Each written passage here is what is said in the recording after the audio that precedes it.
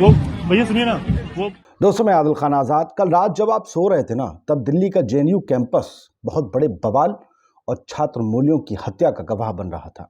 रात से सुबह तक इतना उधम हुआ है दिल्ली में कि पूछिए मत। जमकर पथराव हुआ है जेएनयू कैंपस में, हंगामा हुआ है और हालात ये हैं कि कैंपस अब छावनी में तब्दील हो चुका है।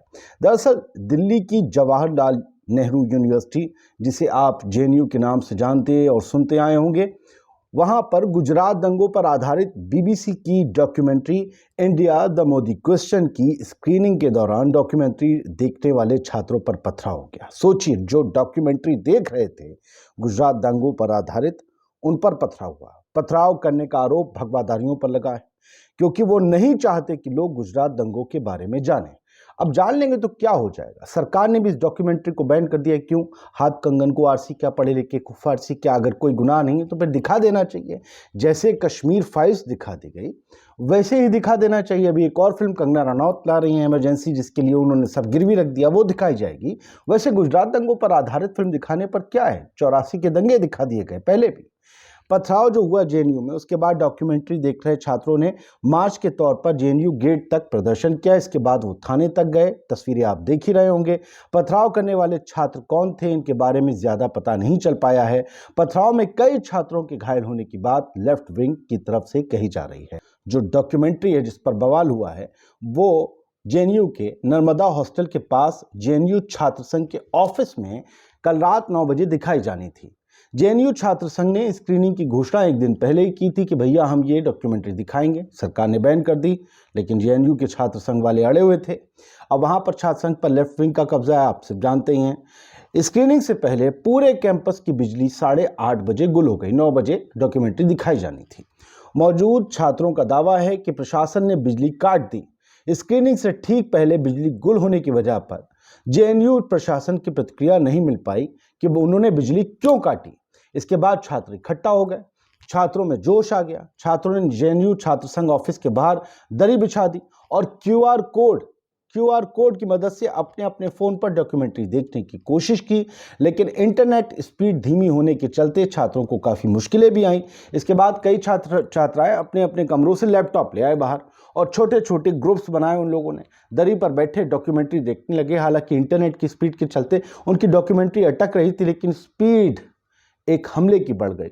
अचानक उन पर पत्थर बरसने लगे। अब ये पत्थर वही हैं जब जेएनयू में पहले भी जेएनयू की छात्र संघ की जो अध्यक्ष हैं आयशी घोष, जो इस बार भी जिन पर हमला हुआ, जिन्होंने बयान भी दिया है, वो उन्हें घायल कर दिया गया था। खैर, जो अंदाजा है उसके मुताबिक छात्र संघ के दफ्तर के बाहर करीब 300 छात्र डॉक्यूमेंट्री देखने पहुंचे थे। जेएनयू छात्र संघ की प्रेसिडेंट आयशी घोष ने कहा कि मोदी सरकार पब्लिक स्क्रीनिंग रोक सकती है, लेकिन पब्लिक व्यूइंग तो नहीं रोक सकती। स्क्रीनिंग रोकिए आप, व्यूइंग हम अगर हम व्यू कर रहे हैं, हम देख रहे हैं, देखते हैं, आप कैसे रोक के दिखाते हैं। तो इस सब पर बवाल बढ़ता चला गया। अब कुछ ट्वीट्स देख लीजिए और कुछ चीजें और भी हैं, वो देख लीजिए। जो अंशु सिंह हैं, एक पत्रकार, उन्होंने जो है इसे शेयर किया है कि स्टोन पेल्टिंग हुई है यहाँ पर। अब आप मेरी आवाज़ के साथ देखिए कि वहाँ के नज़ारे अधे गुम में पड़े हुए हैं सड़क पर। ये जेएनयू की सड़कें हैं। छात्र यहाँ अपना भविष्य बनाने के जाते हैं। अंशु सिंह जो हैं, उन्होंने इस वीडियो को शेयर किया। जर्नलिस्ट हैं एबीपी, एक्स एबीपी न्यूज़। खैर, न्यूज़ इंडिया ने भी इसे शेयर किया था। जेएनयू में बीबीसी की डॉक्यूमेंट्री देख रहे छात्रों पर पत्थरबाजी। इसके अलावा देखिए, ये आज की प्राइम और लीड स्टोरी है। बागेश्वर बाबा और पठान की कामयाबी से और बागेश्वर बाबा के जो भी चमत्कार हैं उन सब से ध्यान हट के आज जेएनयू पर फोकस रहेगा। शाम को प्राइम टाइम में काँव काँव काएँ काएँ ये सब कुछ आपको इसी पर सुनाई देगी। बहुत से लोग फिर से डिमांड करेंगे जेएनयू पर ताला लटका देना चाहिए, जो कि भारत की टॉप मोस्ट यूनिवर्सिटी में शुमार है। सोचिए, निर्मला सीतारमण जी भी यहीं की पढ़ी हुई हैं। खैर, देव चौधरी का जो वीडियो हमने आपको दिखाया था हंगामे का, वो आपने देखा ही होगा। उसमें दिख रहा है भारी भीड़ है यहाँ पर। उन्होंने लिखा है जेएनयू में बीबीसी की विवादित डॉक्यूमेंट्री को दिखाने पर बवाल, पत्थर फेंकने की भी खबर। अब विवादित इन्होंने किस सेंस में कहा है, बैंड कह सकते हैं, विवादित क्या है I don't know. Amit J लिखते हैं JNU SU marching to police station और after stone pelting incident during the screening of BBC's documentary on PM Modi at JNU campus. ये आज सुबह या आज रात, यूं कहिए सुबह 1:10 का है ये ट्वीट। और हम जब ये पहले सुबह आपके लिए स्टोरी बना रहे हैं हम रात भर इस पर नज़र रखे हुए थे। उन्होंने बताया कि पुलिस स्टेशन की तरफ Jawaharlal Nehru university student union के लोग जो है वो मार्च कर रहे हैं और जो बीबीसी डॉक्यूमेंट्री जो दिखाने पर जो बवाल हुआ है उसके खिलाफ। दिल्ली ब्रेकिंग न्यूज़ ने लिखा है, police personal arrive outside JNU campus after students claimed stones were पैटेड during the screening of band BBC documentary on PM Modi. यानी कि जब वो डॉक्यूमेंट्री देख रहे थे तो उन पर पत्थर बरसाए गए। इसके बाद जो है जेएनयू कैंपस में भारी पुलिस बल मौजूद रहा। आप देख सकते हैं काफ़ी ज़्यादा तादाद में पुलिस वहाँ पर पहुँच गई रात ही रात में। और ये न्यूज़ इंडिया की एक ट्वीट है, stones thrown at JNU students watching BBC series. आप सोचिए कि जो मोदी सरकार ने बीबीसी की डॉक्यूमेंट्री बैन कर दी हो, उसके बावजूद हिम्मत और जुर्रत करके लोग जो देख रहे हो इसे डॉक्यूमेंट्री को, उन पर पत्थर कौन बरसा सकता है? विपक्ष के लोग नहीं बरसा सकते। इसलिए इल्ज़ाम ये आ रहा है कि शायद सत्ताधारी दल से जुड़े हुए कुछ लोग या छात्र विंग जैसे कि एबीवीपी या उनकी शय पर किसी ने ये सब पत्थरबाजी की है। ये ट्विटर पर ये खबरें तैर रही हैं, ये आरोप तैर रहे हैं, हम उन्हीं के हवाले से बात कह रहे हैं। इसमें तस्वीर न्यूज़ इंडिया में देख सकते हैं, लैपटॉप पर कुर्सी पर लैपटॉप रखा है, 4 छात्राएं बैठी हुई हैं और मोदी जी पर बनी हुई बीबीसी की वो डॉक्यूमेंट्री देख रही हैं जो भारत में फिलहाल अब देखना ऐसे लगता है कि अपराध घोषित कर दिया गया है। इशिता ने लिखा कि just got an update from JNU that there has been a power cut and internet shut down in the campus to stop the BBC documentary on Modi from being screen at JNU.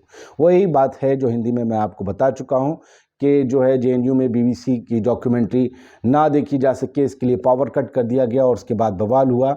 और ये बवाल की तस्वीरें आप देख रहे हैं कि जेएनयू गेट पर कितनी यहाँ पर भारी तादाद। अच्छा, अब आप शोर भी सुन लीजिए, बेहतर होगा। मैं आवाज़ खामोश करता हूँ, इसे सुनिए। हाथापाई हो रहा है क्या वहाँ? तो आपने देख लिया, शाहिद तांत्रे हैं, वो लिखते हैं after the authorities cut electricity on the JNU. इन्होंने भी वही सब लिखा है कि नरेंद्र मोदी पर बनी बीबीसी की डॉक्यूमेंट्री देखने से पहले ही जेएनयू कैंपस की लाइट काट दी गई, जो कि डॉक्यूमेंट्री गुजरात के नरसंहार पर बनी थी। स्टूडेंट्स गैदर अराउंड लैपटॉप और स्टूडेंट ने इसके बाद जो है स्क्रीनिंग को उसको डॉक्यूमेंट्री को देखने के लिए अपने अपने लैपटॉप इकट्ठे कर लिए। द कैरावान इंडिया के रिपोर्टर हैं शाहिद तांत्रे और इन्होंने दिखाया है, आप देख ही रहे होंगे मेरी आवाज़ के साथ, कि कुर्सी पर लैपटॉप है, छात्र वो डॉक्यूमेंट्री देख रहे हैं जिसमें दिखाया जा रहा है कि किस तरीके से प्रशासनिक अमला गुजरात के दंगों में शामिल रहा। जो इस डॉक्यूमेंट्री के हवाले से कहा गया है कि कैसे पुलिस वाले हाथ पर हाथ बांधे खड़े रहे, जैसे कि उन्हें कोई भी एक्शन करने का आदेश नहीं था और दंगाई चुन चुन कर एक समाज, एक वर्ग के, या ख़ास तौर से यूँ कहिए कि मुसलमानों की प्रॉपर्टीज़, उनके घरों, उनकी जानों को निशाना बनाते रही। शायद यही वजह है मोदी सरकार इसलिए भी इसे बैन कर रही है या इसे नहीं दिखवाना चाहती, क्योंकि अब उनकी जो नज़र है अगले 2024 इलेक्शन के लिए पसमानदा मुसलमानों पर है। वो नहीं चाहती कि इसका कोई नेगेटिव इम्पैक्ट उस वर्ग पर पड़े और शायद यही वजह है कि इस डॉक्यूमेंट्री को रोक दिया गया है।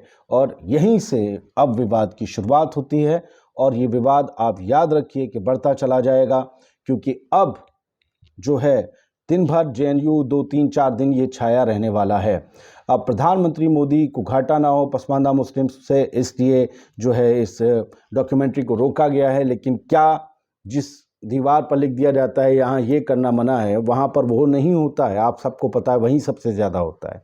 तो बैन करने से अब ये डॉक्यूमेंट्री और ज़्यादा सर्कुलेट होगी और ज़्यादा पॉपुलर होगी और जेएनयू में जो कुछ भी हुआ है इससे जो मेरा कहना है उसको और हवा मिल जाएगी। आप देखिएगा। जय हिंद।